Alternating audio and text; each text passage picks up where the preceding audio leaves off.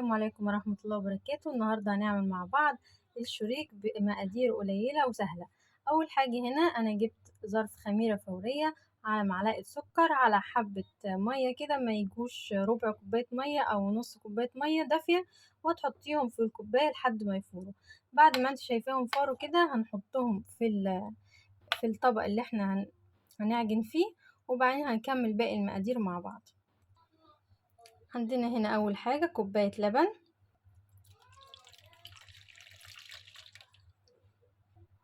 ونص كوباية زيت زي ما انت شايفة كده،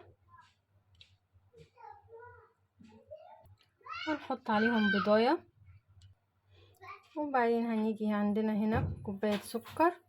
لو عايزاه مش مسكر قوي ممكن تحطي نص كوباية، بس انا بحبه يبقى مسكر فهحط عليه كوباية سكر. هنقلبهم كده شوية مع بعض. هننزل معاهم برشة ملح فانيليا، وواحد بيكنج باودر. البيكنج باودر عبارة عن معلقة كبيرة. بعدين نزلنا على الخليط بنص كيلو دقيق زي ما انت شايفة كده، وهنقلبهم ونعجنهم مع بعض.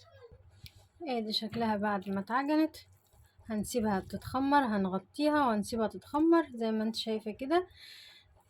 لو احتاجت منك دقيق حطي لها شوية دقيق تاني حسب بيبقى نوع الدقيق، ولو لقيتيها بتلزق منك حطي لها حبة زيت كده من فوق عشان ما تلزقش منك، وهنسيبها تختمر ونرجع نعملها مع بعض. ادي كده شكلها بعد ما اتضافت. هنقطعها مع بعض ونعملها اشكال ونحطها في الصينية.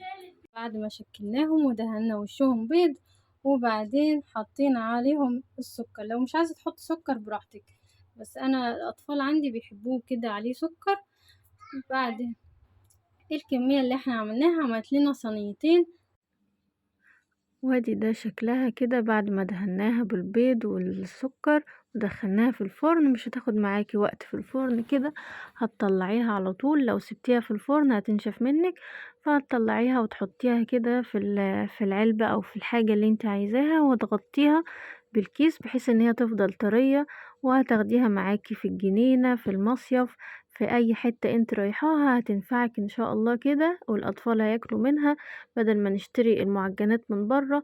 وفري واعمليها في البيت. دي الكمية اللي عملناها النص كيلو، ادت لنا صينيتين حلوين. يلا اديني اشتراك ولايك كده، وخدي فكرة واطبخي بكرة.